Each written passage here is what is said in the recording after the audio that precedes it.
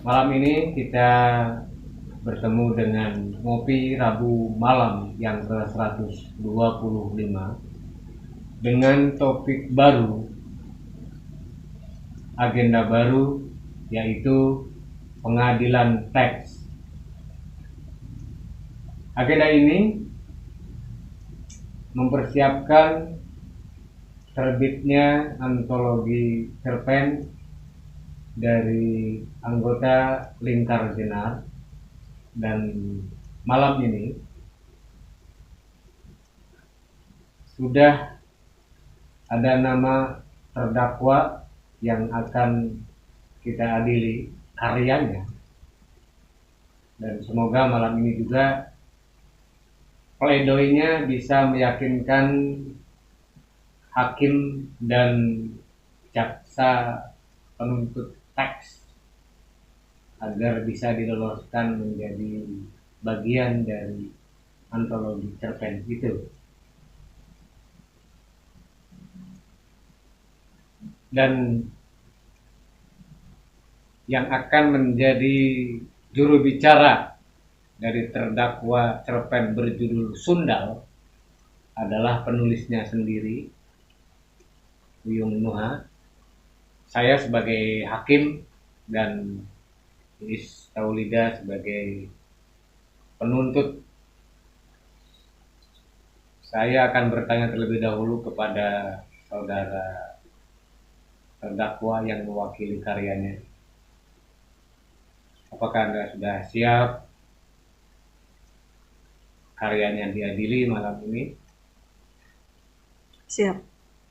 Jika belum, maka akan ditangguhkan. Jika sudah siap, maka akan dipreteli segala sesuatu yang berkaitan dengan pertanggungjawaban atas karya yang telah ditulis ini.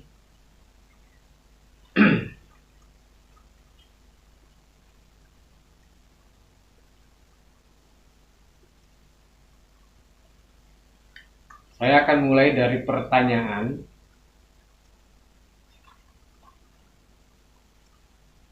Sundal. Apa yang Anda maksud sebagai Sundal itu?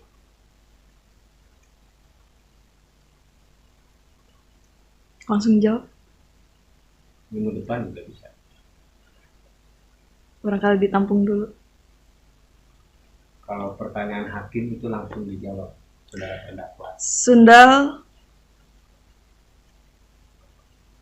itu biasanya identik dengan wanita dalam tanda petik lah ya.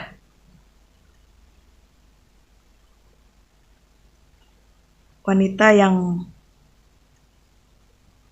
dianggap miring, wanita yang dipandang sebelah mata, dan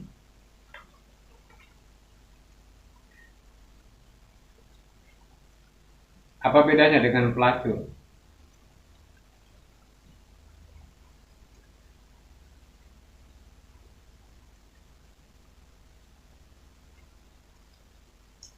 sepintas tidak ada bedanya. Sepintas. Jika lebih lama menjadi sama. Di mana letak perbedaan dan persamaannya?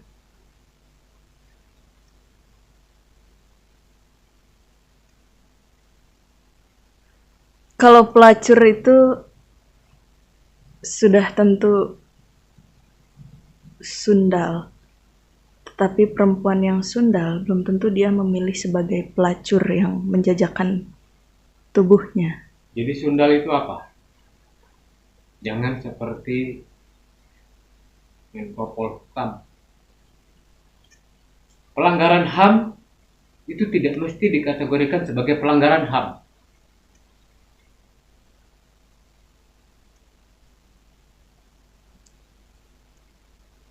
Jadi Sundal itu apa?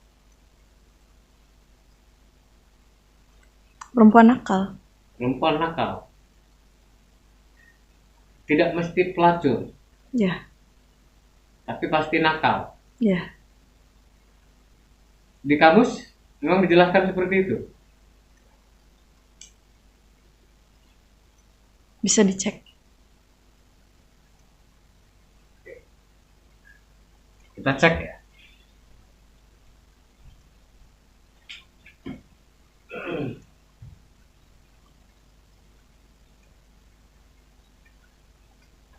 Ini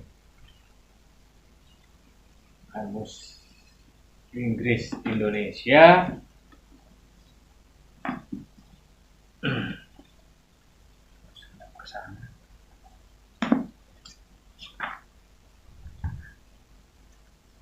Ini kamus besar bahasa Indonesia edisi keempat. Kita cari di bagian S.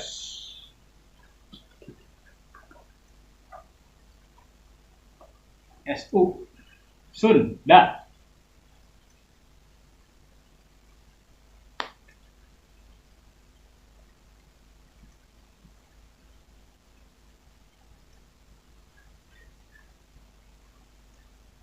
Bosan. Su.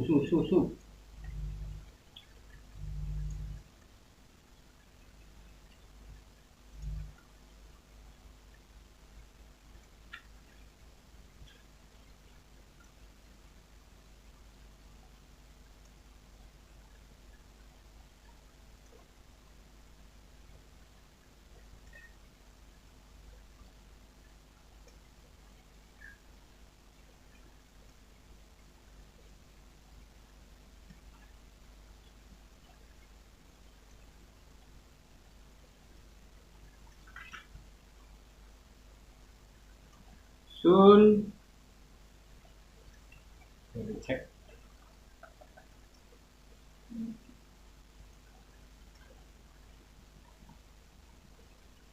Sundal.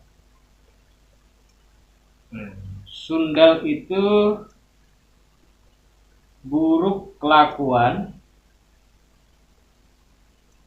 Tete itu apa itu? Perempuan jalang, pelacur, menyundal itu menjadi pelacur. Ya. Jadi perempuan jalang, tapi bisa juga disebut sebagai pelacur. Tadi dikatakan tidak ada bedanya. Wah, ini muatnya di sini. Ini aja.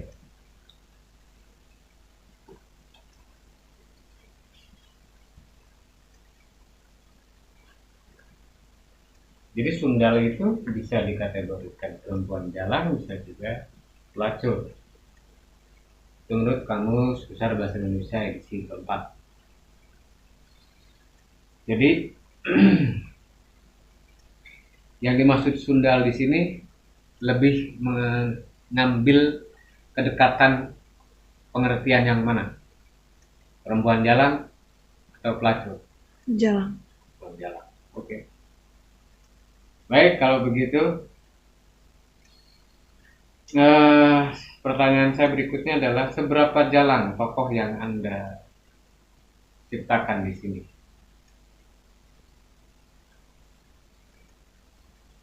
Seberapa jalang? Ya, kalau disebut sebagai perempuan jalang.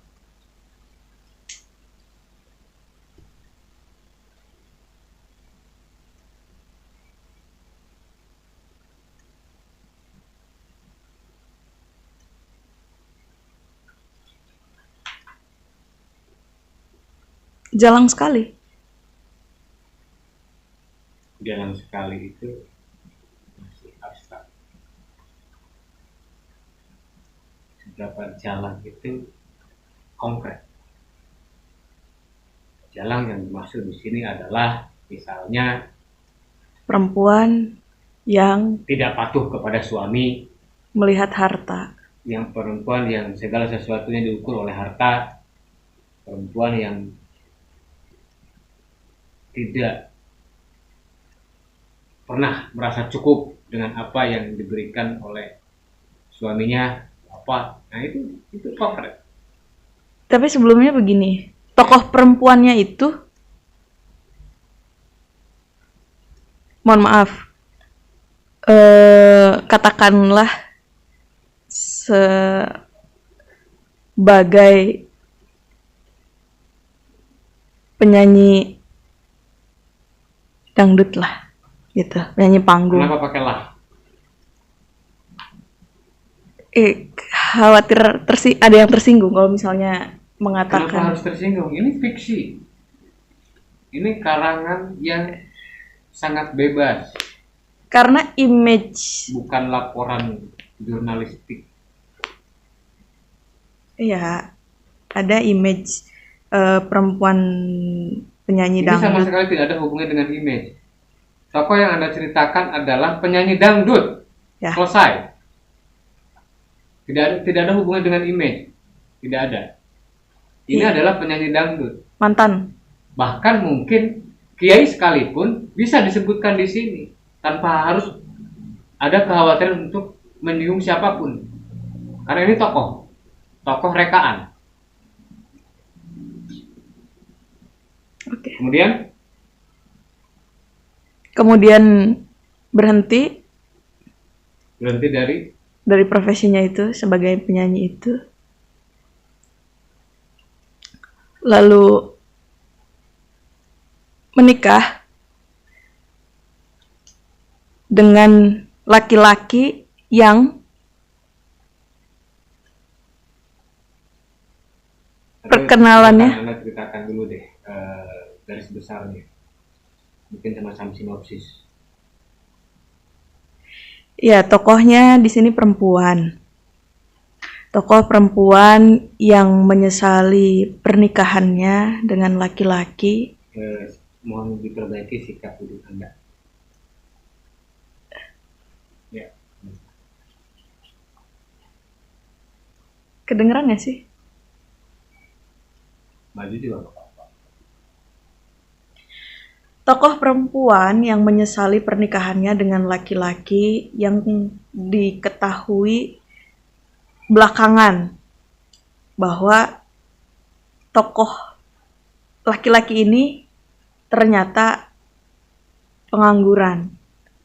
Mereka Belakangan diketahui pengangguran. sebelum itu tokoh perempuannya, Nah, tokoh laki-laki itu di awalnya melakukan penipuan atau dia pernah bekerja tetapi kemudian dia bekerja dengan image, kalau dilihat dari pakaiannya, dari cara bagaimana dia berpenampilan itu seperti bos gitu. Oh, berarti dia bukan bekerja sebagai bos. Semula ya bisa jadi semula dia mungkin dirinya bos, kemudian gulung tikar kan tetap merasa menjadi bos juga. Oh, gitu. berarti begini penjelasannya. Si penyanyi dangdut itu menikahi seorang bos yang kemudian gulung tikar, tetapi si bos itu masih merasa sebagai bos. Ya. Jangan dipersulit. Oke. Kemudian? Iya, kemudian setelah menikah baru ketahuan belangnya. Laki-laki itu sudah tidak lagi memiliki pekerjaan. Akhirnya, Sebentar. Ini ada yang tabrakan. Bagaimana mungkin si perempuan itu mau dinikahi oleh si laki-laki yang tadinya bos dengan cara menipu gitu loh. Kecuali misalnya gini. Bukan menipu. Jadi pertemuan mereka itu mula-mula tuh di panggung gitu. Jadi si perempuan itu sedang bernyanyi, kemudian ada laki-laki itu, dia sawer gitu kan. Nah, perempuan ini merasa bahwa laki-laki itu kaya. Awal mula pertemuannya seperti itu. Kemudian oleh kawan-kawannya ya nitip salam apa dan lain sebagainya, dijodoh-jodohkan. Jadilah menikah. Tentu kalau logika sederhana begini. Kalau memang dia bos, dia akan mengeluarkan banyak uang untuk biaya pernikahan. Dari situ sudah terlihat. Artinya, jika memang dia bukan bos atau bangkrut sebelum pernikahan, maka dia tidak akan bisa melangsungkan pernikahan dengan semestinya sebagaimana bos. Nah, pertanyaan saya adalah, dia bangkrut sebelum menikah atau setelah pernikahan? Jika sebelum pernikahan, maka dia melakukan penipuan atau merasa halu atau sindrom sebagai meskipun sudah bangkrut tapi masih merasa sebagai bos, kemudian dengan segala cara dia berusaha menampilkan dirinya semirip mungkin dengan bos. Misalnya biaya pernikahan itu dengan utang sana sini, di belakangan hari kemudian diketahui bahwa semuanya bohong. Ya bisa begitu. Tapi saya tidak mendetailkan bagaimana menikahnya gitu, prosesi dan lain sebagainya. Iya. Jadi ini langsung. Kalaupun tidak mendetailkan itu, tadi di awal adalah penjelasannya yang belakangan diketahui dia pengangguran. Ini logika yang mau digunakan yang mana? Saya memberikan jalan kemudahan sebenarnya. Tetapi kemudian ketika itu tidak ingin dibuka atau tidak ingin diklirkan, ya justru akan menimbulkan banyak pertanyaan bagi pembaca. Kenapa si perempuan itu mau jika tidak ditipu? Kenapa si perempuan itu mau jika sebelumnya masih kaya, tapi kemudian karena si perempuan itu matre gitu, ketika suaminya bangkrut, berkeluh kesah dan banyak keluhan, banyak pertentangan di dalam rumah tangga itu. Simple sebenarnya. Izin masuk yang mulia. Ya, silakan. Sebenarnya pada halaman 2 itu dijelaskan bahwa di sini rumah tanggaku yang baru dihiasi pola dan tingkah anak kecil mereka, anak-anak suamiku, paragraf berapa berarti 1, 2, 3, 4 itu dijelaskan kalau suaminya sebelum menikah itu punya usaha, tapi ketika anak-anak tumbuh dewasa di situ masalah datang bertubi-tubi, terutama urusan finansial keluarga yang membengkak. Usaha suamiku tidak berjalan lancar, berarti punya usaha sebelumnya. Di pertengahan bangkrut. Nah, sampai aku memutuskan untuk bekerja ke luar negeri, jadi budak di negeri orang. Nah, ini sebenarnya pertanyaan saya lagi, seandainya itu perempuan mempunyai sifat jalang seperti yang diterangkan di awal tadi, lalu kenapa dia sampai membela untuk ya udah dia yang bekerja ke luar negeri untuk memenuhi kebutuhan rumah tangganya itu? Ya, saya ingin menunjukkan bahwa perempuan, sejalang-jalangnya perempuan, dia juga memiliki tanggung jawab. Melihat ketidakmampuan seorang laki-laki yang hidup bersamanya, dia karena latar belakang pendidikannya juga tidak tinggi, kemudian di sekelilingnya ya kalau tidak nyanyi dari panggung ke panggung, pergi ke luar negeri. Jadi dia memutuskan untuk itu daripada dia bercerai lagi gitu.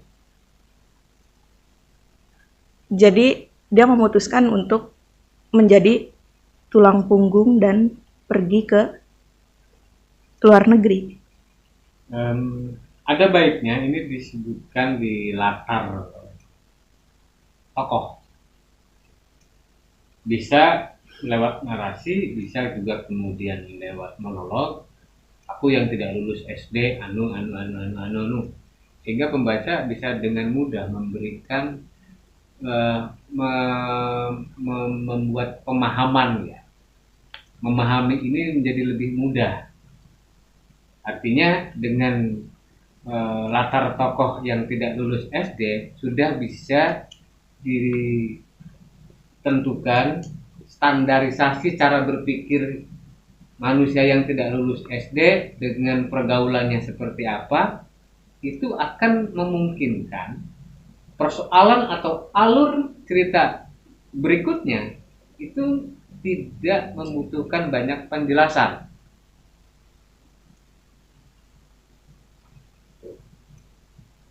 Tapi mungkin di sini tidak ada ya. Ini tidak ada, tidak menjelaskan. Meskipun misalnya begini, dia bekerja ke luar negeri, yang bekerja ke luar negeri tidak mesti lulus SD, yang lulus SMA juga ada, yang sarjana juga ada. Nah ini yang harus dipertegas. Kalau misalnya begitu, agar tidak menyulitkan pemahaman karakter si tokoh itu sendiri, sehingga nanti bahasa-bahasa yang dikeluarkan oleh si tokoh ini pun disesuaikan dengan tingkat kemampuan, pengalaman, keterampilan maupun cara berpikir sebagaimana manusia yang tidak lulus SD. Gitu. Kemudian yang menjadi pokok soal dari cerpen ini apa?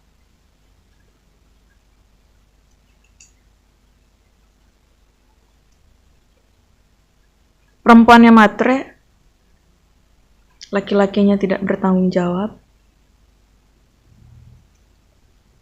Cuma itu. Akhirnya menjadi rumah tangga yang tidak sehat. Suaminya juga tidak lulus SD. Sepertinya. Kenapa sepertinya? Ini karya siapa? Ya sama-sama tidak lulus SD. Kalau sepertinya itu kan ragu, tidak jelas. Sepertinya karena dugaan, bukan tokoh rekaan yang dibikin sendiri. Gitu. Kalau emang tokoh rekaan yang dibikin sendiri, ya suaminya tidak lulus SD, si perempuan tidak lulus SD, si laki-laki tidak lulus SD. Ini lebih memperjelas gitu, daripada kemudian dipenuhi keraguan-raguan. Cuma itu ya, matre suaminya tidak bertanggung jawab. Terlalu umum. Kalau cuma itu, karena hari ini kalau perempuan tidak matre, mereka tidak bisa beli skincare, tidak bisa fitness, tidak bisa diet, tidak bisa pesan makanan online misalnya, sesuatu yang wajar. Karena sekarang terjadi pembiasan. Yang disebut matre hari ini berbeda dengan matre 20 atau 30 tahun yang lalu. Kalau dulu sekadar ingin kaya, sebagaimana kemudian muncul fenomena OKB, orang kaya baru yang ujug-ujug beli mobil, beli rumah, beli segala macam benda yang mewah itu. Atau gini, hari ini matrenya bukan itu gitu. Bukan itu. Mengalami entah peyorasi atau malah sakralisasi. Saya harus menelisik lagi gitu. Artinya begini, ya kebutuhan perempuan akan skincare itu seolah menjadi wajib. Nah, yang harus dipertemukan adalah matre dalam terminologi atau situasi dahulu atau hari ini di mata laki-laki maupun perempuan, karena terjadi perbedaan. Hari ini kalau orang disebut matre artinya segala sesuatu harus dihitung dengan materi, dengan uang. Dahulu ya, dahulu demikian. Kalau nggak ada uangnya saya nggak berangkat. Kalau tidak ada uangnya saya nggak mau dinikahi. Kalau tidak kaya saya nggak mau menikah dengan dia. Tapi kalau hari ini, gitu, yang disebut terjadi pembalikan. Ya kalau tidak matre nanti nggak bisa beli skincare. Nah, sementara laki-lakinya sudah berubah juga, tapi kebanyakan masih belum.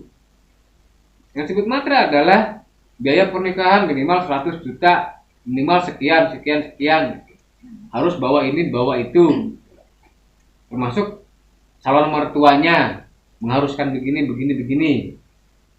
Nah, kategori matre adalah sesuatu yang di luar batas kewajaran atau di luar batas kemampuan. Itu matre. Tapi ini akhirnya yang disebut matre itu segala sesuatu yang hanya berkaitan dengan uang. Skincare itu terukur. Tetapi yang disebut matre di sini atau pada 20 maupun 30 tahun yang lalu, matre adalah segala sesuatu yang dihitung dengan uang. Tetapi yang namanya beli misalnya si cewek minta beli lipstik, kategorinya bukan matre. Kebutuhan. Matre itu yang di luar kewajaran. Nah, itulah misalnya terjadi dengan Ratminah, cerita Baridin Ratminah atau yang lain-lain. Itu yang disebut matre menurut saya. Atau tujuan hidupnya, cita-cita akhirnya adalah kaya. Kalau sekadar ingin memenuhi kebutuhan rumah tangga, saya pikir itu sesuatu yang umum, sesuatu yang wajar. Maka yang disebut materialistis itu apa? Materialistis itu ketika sudah dicukupi masih merasa kurang. Itu yang disebut matre. Makan cukup, gitu kan. Sandang cukup, papan cukup. Tetapi masih aja iri dengan tetangga, masih saja ingin seperti istrinya direktur atau istrinya bos dan sebagainya. Itu yang disebut matre. Kalau misalnya perempuan yang minta dibelikan pembalut, masa disebut matre gitu loh. Nah, saya pikir itu sebuah kewajaran hari ini, nggak bisa dikategorikan matre. Nah, makanya kemudian batasan matre itu sendiri harus diperjelas. Sekarang orang sudah hampir kalau disebut matre, terus emang gue nggak butuh skincare dan sebagainya. Seolah bahwa hal-hal yang kemudian menjadi pemahaman umum itu langsung diklaim sebagai materialistis. Tuh. Kalau menurut saya itu matre adalah segala sesuatu yang di luar batas kewajaran. Segala sesuatu yang di luar batas kecukupan. Sudah dicukupi tetapi masih merasa kurang terus-menerus, itu matre. Atau tidak memiliki rasa penerimaan, penghasilan suaminya tidak tentu tapi masih bisa mencukupi, selalu protes. Itu matre. Karena tidak bisa mengelola keuangan, kayaknya selalu lebih. Itu yang disebut matre. Lalu, lantas apa yang menarik dari cerpen ini? Balik lagi ke tadi matre ya. Sebetulnya sih bukan matre ya, tetapi perempuan ini menuntut tanggung jawab laki-lakinya terhadap rumah tangga sebagai kepala. Dia tidak mampu, laki-laki ini tidak mampu. Sampai kemudian perempuan ini sebelum dengan laki-laki itu memiliki suami. Nah, dengan suami sebelumnya kan bercerai. Itu hidup enak. Hidup berkecukupan, hanya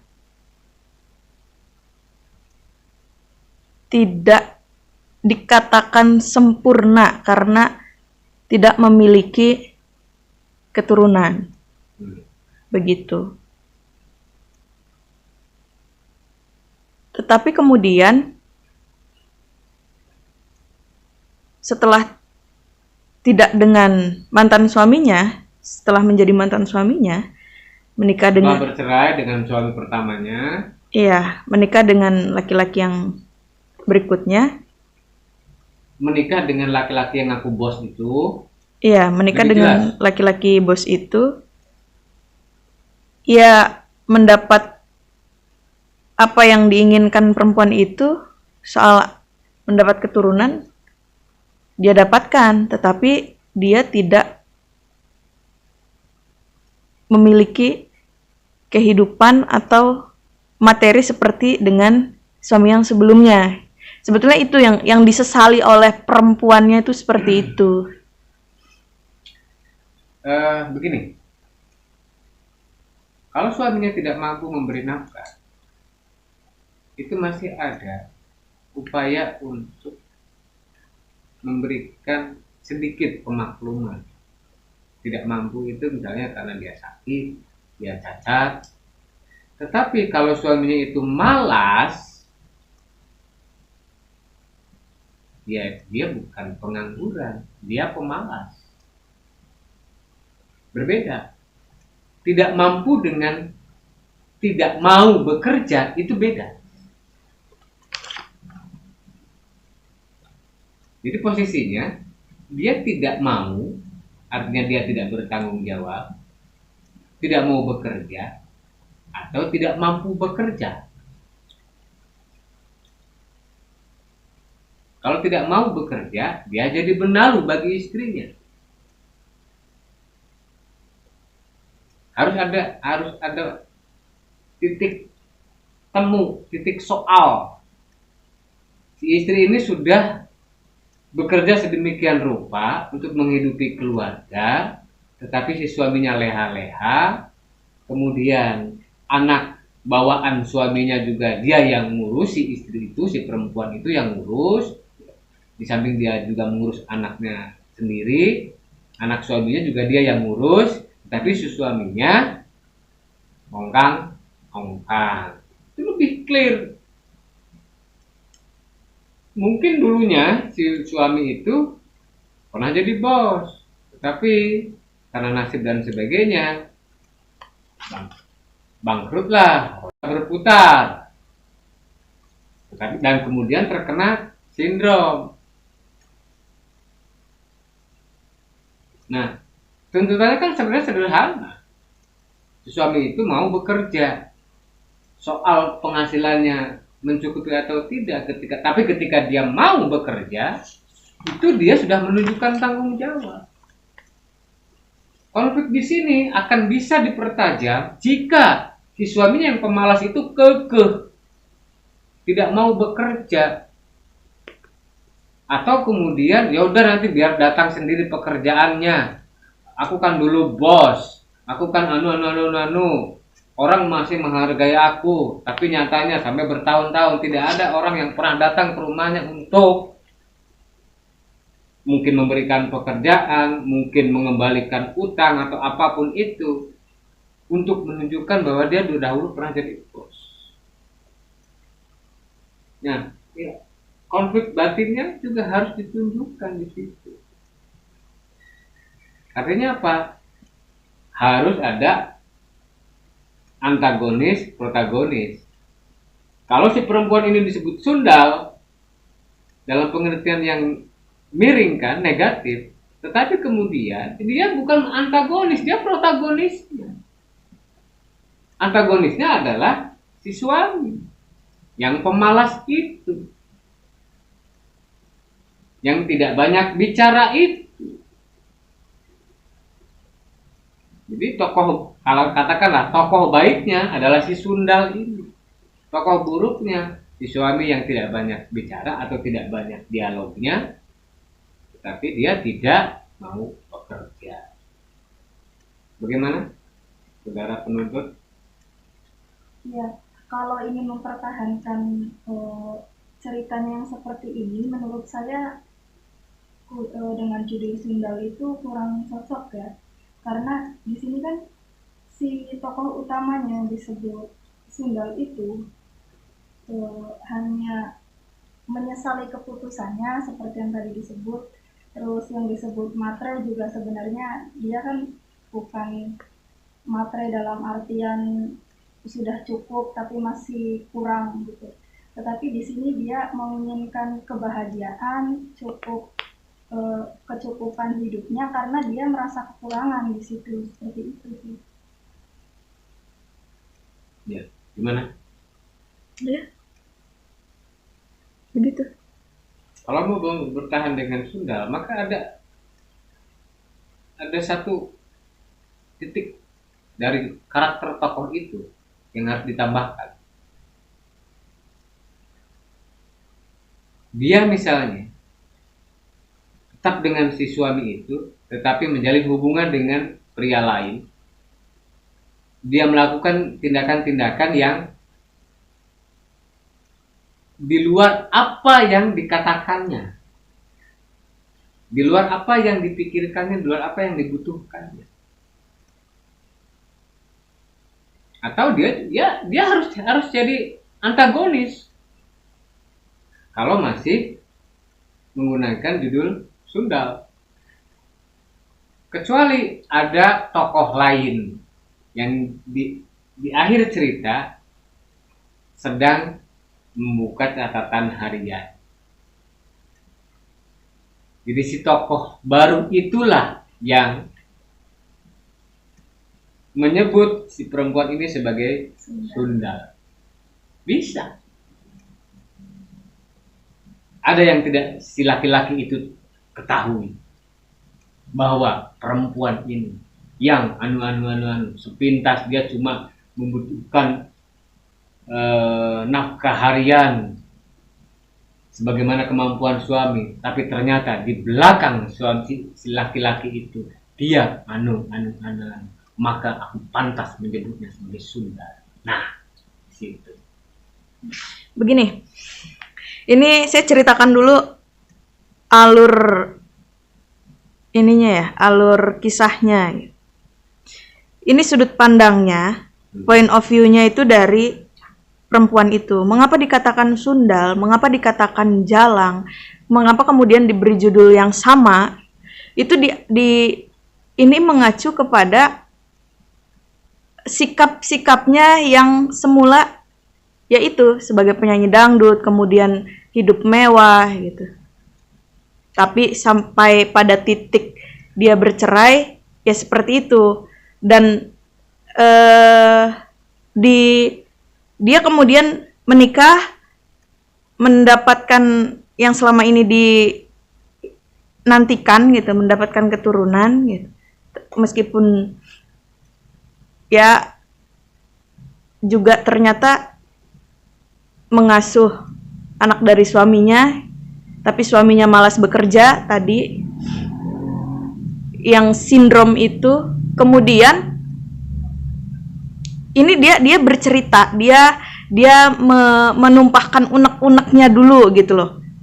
Dia menyesali gitu. Dia soliloquy sampai kemudian di ending saya tidak kemudian menyudahi.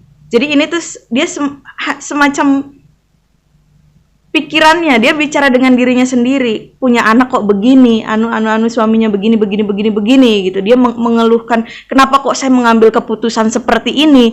Kenapa saya dulu kok nggak menerima lamaran dari bos Anu saja gitu? Bos ini, bos itu gitu. Kenapa harus dengan laki-laki ini? Sampai kemudian mungkin dia di titik tertentu merasa bahwa ya laki-laki ini tuh ya jodohnya gitu.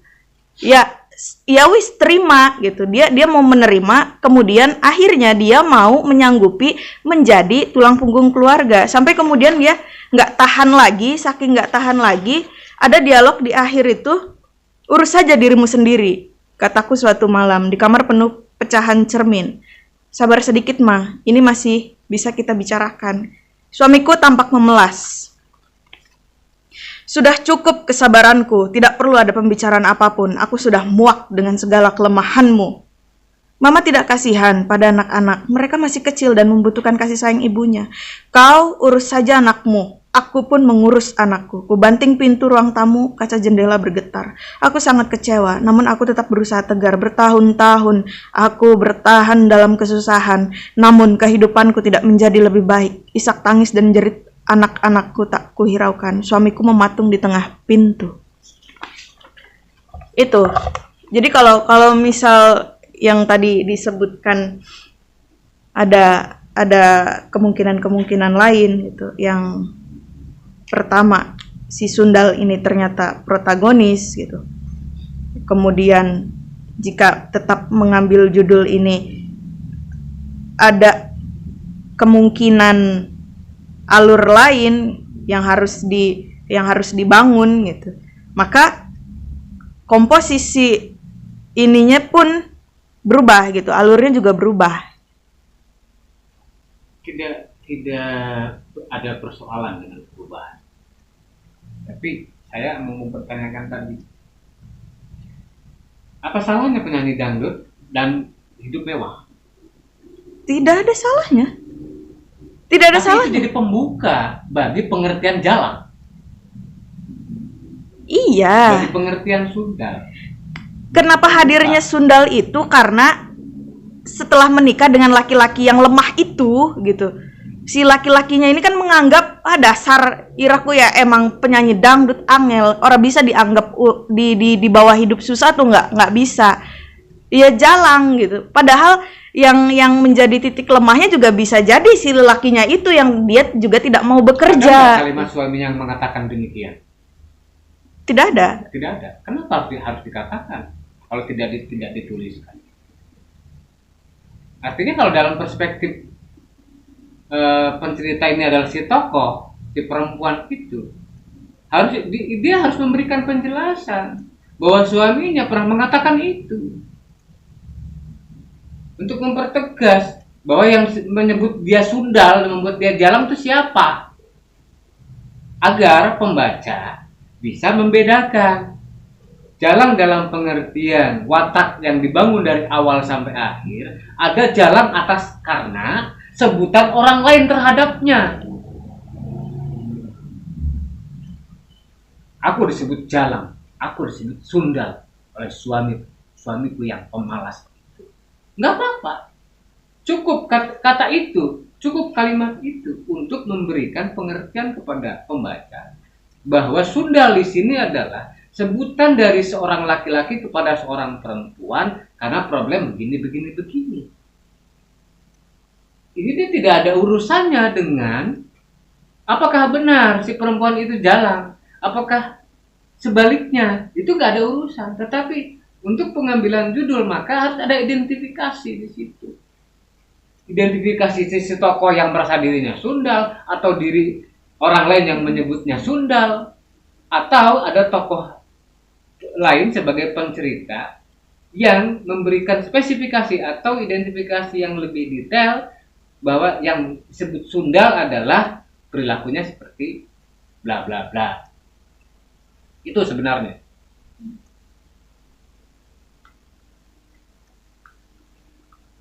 Jika cerpen ini berbasis historical, tidak ada keharusan untuk persis seperti fakta. Begitupun sebaliknya. Ini fiksi. Tidak ada keharusan untuk menjadi biografi. Tidak ada juga larangan untuk sepenuhnya karangan. Ini yang dimaksud Sundal itu harus dipertegas juga sudut pandangnya. Tadi sudut pandang pencerita adalah si perempuan. Nah sekarang sudut pandang Sundal itu dari mana asalnya? Dari dirinya sendiri, dari lawan mainnya, lawan tokohnya, atau dari pihak ketiga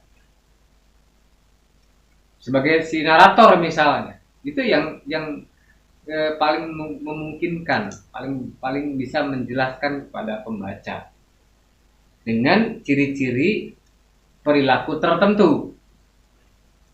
Misalnya bisa ditambahkan dia menuntut suami untuk bekerja padahal suaminya sangat pemalas, dan untuk memenuhi kebutuhan keluarganya selain dia bekerja sendiri dia juga nyambi, dia juga melacur. Setiap jam 3 pagi dia keluar rumah, bisa saja begitu, dengan modus, dengan alibi pembelaan terhadap ekonomi keluarga karena suaminya tidak bisa diharapkan, maka dia ini. Nah, tidak ada yang menyebut sundal pun, pembaca akhirnya akan menjadikan si tokoh itu teridentifikasi sebagai sundal. Gitu. Gimana? Karena tetap harus dikuatkan. Belum ada ciri-ciri yang membuat pembaca yakin, atau belum ada kalimat yang tanpa syak. Pembaca itu tidak serta-merta yakin gitu bahwa ya memang dia sundal, apapun alasannya. Untuk ekonomi keluarga, sementara dia masih punya suami tapi dia nyambi di luaran, ya sundal. Udah selesai di situ sebenarnya. Nah, maka tinggal dikumpulkan saja alibi, alasan apa gitu si perempuan itu, demi anak-anaknya yang banyak itu, demi suaminya yang pemalas itu, demi penghasilannya yang tidak cukup itu, maka dia mengambil langkah untuk menjual diri. Itu sangat bisa, sangat mungkin. Karena kalau sundal dikenakan kepada satu kebiasaan kepada kebiasaan baru, dari kemewahan kepada kemiskinan, itu tidak cukup kuat. Yang tadinya penyanyi dangdut, kemudian bergelimang kemewahan, lalu menikah dengan bos bangkrut, miskin kekurangan, kemudian dia mengeluh, tidak bisa mau menerima. Itu belum bisa menjadi alasan untuk penyebutan atau mengklaim bahwa dia sudah. Kecuali dia ditambahi melakukan tindakan menyimpang, atau ada tokoh baru yang sedang menceritakan di luar seluruh pengetahuan yang dituliskan di dalam cerpen ini, dia menceritakan sebuah rahasia. Itulah sundal. Jadi untuk meyakinkan membaca, pengertian sundalnya dari pihak ketiga ternyata, yang tahu rahasianya. Bagaimana, saudara? Bisa oke? Bisa tidak? Saudara penuntut? Ada yang mau ditambahkan? Iya. Sebenarnya apa sih manfaat cerpen ini bagi banyak orang? Bisa jadi tidak ada manfaatnya. Karena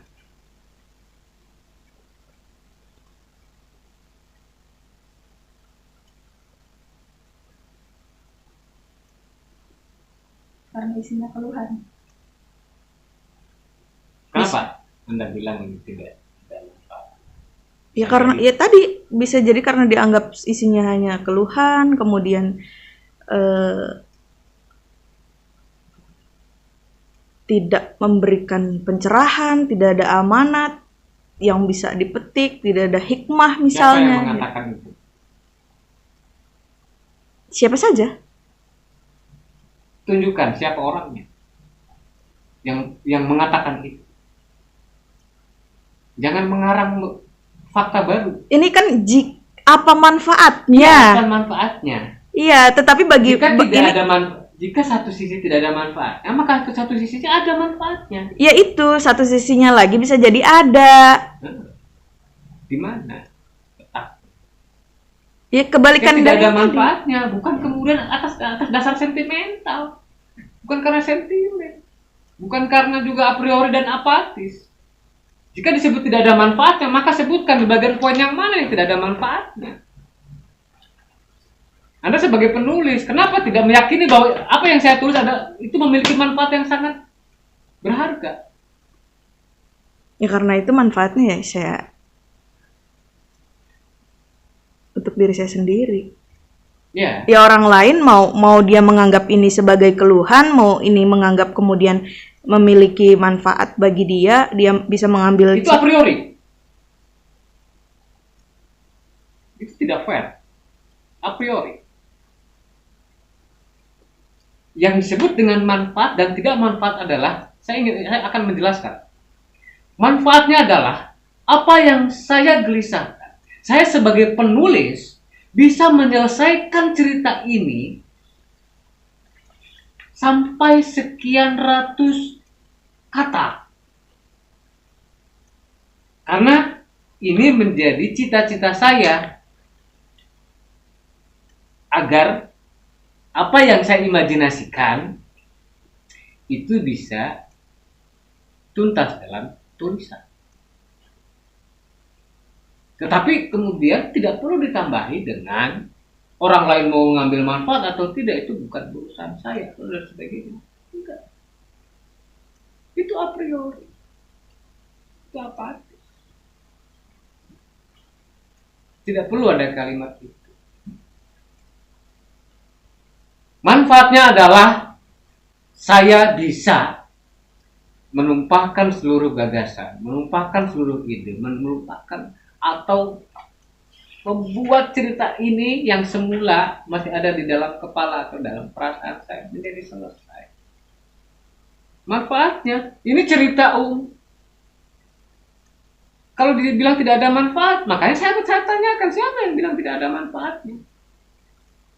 Jangan mengarang sesuatu yang tidak ada.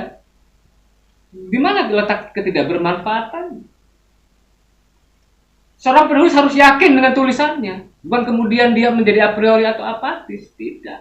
A priori dan apatis itu dalam proses dia menekuni kepenulisannya. Saya tidak peduli dengan omongan orang, saya tidak peduli dengan anggapan orang. Itu yang disebut ketidakpedulian. Bukan dalam konteks misalnya ketika ditanyakan apa manfaat karya Anda untuk masyarakat banyak. Saya bisa menjawab dengan mudah. Masyarakat mana yang Anda maksud sekarang? Sehingga bisa merasakan manfaat dari karya saya ini. Jika yang Anda maksud adalah pedagang di pasar, jika yang Anda maksud adalah petani di sawah, Anda sedang mengarang cerita baru. Anda tidak sinkron dengan apa yang saya tuliskan. Yang disebut manfaat adalah bagi masyarakat mana? Sebutkan. Manfaat bagi masyarakat sastra. Jelas ada. Manfaat bagi masyarakat penulis. Jelas ada. Karena ini bisa dibahas. Di mana letak kelebihan dan kekurangannya? Di mana kebaikan-kebaikan dan keburukannya? Segala sesuatu yang bisa dilihat baik buruknya itu adalah manfaat. Makanya kemudian saya akan balik bertanya, yang disebut manfaat bagi Anda sendiri apa? Nah, situ. Saya ingin memberikan catatan penting tadi. Seorang penulis harus percaya diri, harus yakin dengan karyanya.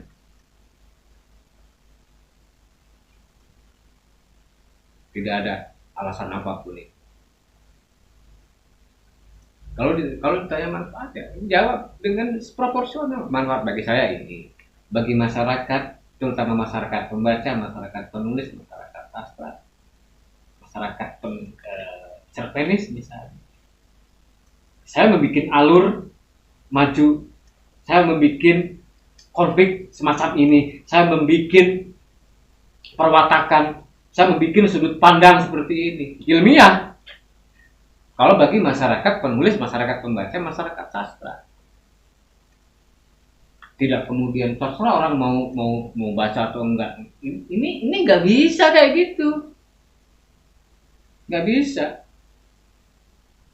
nggak boleh diucapkan. Itu hanya bisa dilakukan ketika kamu ngapain sih nulis terus, bersastra terus, emangnya dapat uang, kamu nggak perlu ngurusin hidup saya. Nah itu baru. Tetapi berkaitan dengan karya, ada pertanggungjawaban estetika di situ, ada pertanggungjawaban kreatif di situ. Bagaimana proses penciptaannya? Ini kita sedang sidang teks, artinya yang dipertanggungjawabkan adalah teks, bukan apa yang kemudian menjadi anggapan orang. Teks ini sendiri pertanggungjawabannya, kebermanfaatan secara kreatif, secara ilmiahnya seperti apa. Misalnya saja, saya akan menunjukkan bahwa ini ilmiah. Apa? Saya terinspirasi oleh cerpen-cerpennya Budi Dharma. Saya terinspirasi oleh cerpen-cerpennya Joni Aryadinata. Itu ilmiah.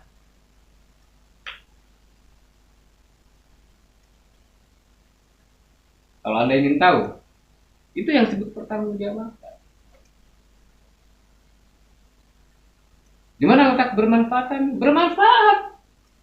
Ketika saya mengambil manfaat dari apa yang orang lain ciptakan, gitu. Dan ini sebagaimana influen gitu loh. Ini akan menginfluen orang-orang lain yang lain lagi gitu.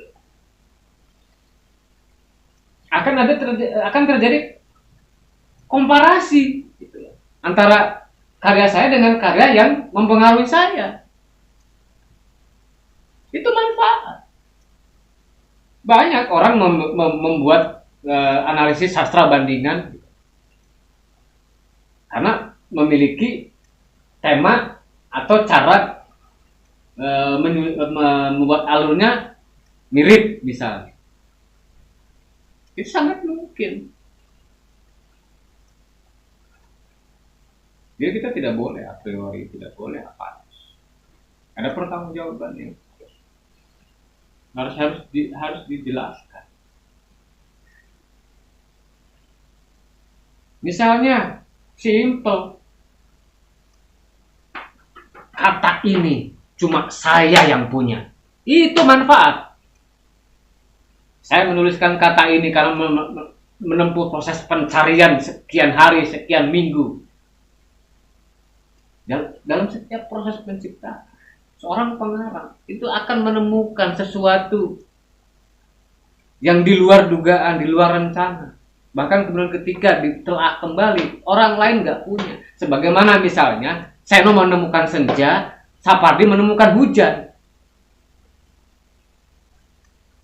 Atau yang lain-lain misalnya. Apalagi. Nah itu manfaat. Publik mencatat itu.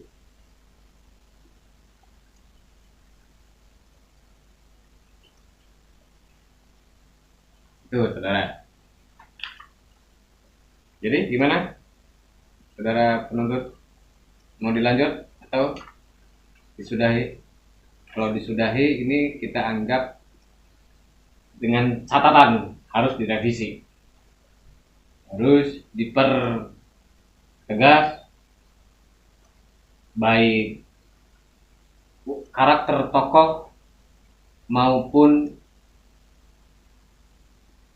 titik temu judul atau menciptakan tokoh baru juga nggak apa-apa sebagai penegas dari apa yang kemudian diidentifikasi sebagai Sundal itu. Begitu ya, saudara terdakwa. Ini karya Anda yang sedang diadili.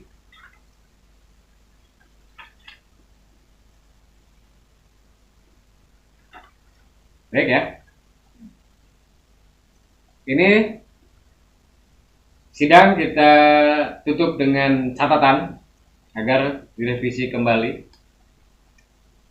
Karena untuk menjadi antologi cerpen dalam bentuk buku itu kita harus betul-betul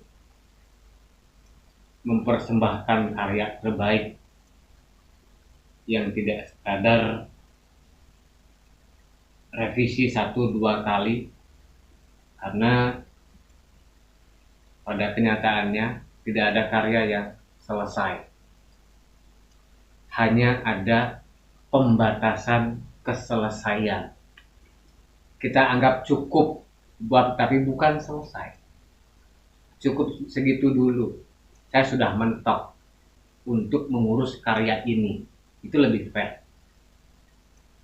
Karena ya ada masanya, ada moodnya, ada takdirnya juga. Begitu ya, teman-teman. Kita tutup. Terima kasih kawan-kawan yang sudah menyaksikan pengadilan teks ini. apapun yang berlangsung selama perbincangan tadi, tidak ada rekayasa, tidak ada settingan, semuanya berlangsung alamiah. Mohon maaf jika banyak kalimat yang tidak berkenan. Insya Allah kita akan bertemu kembali di Ngopi Rabu Malam ke 126 Rabu depan dengan tema pengadilan atau tema sidang teks yang berbeda. Terima kasih. Selamat malam. Assalamualaikum warahmatullahi wabarakatuh.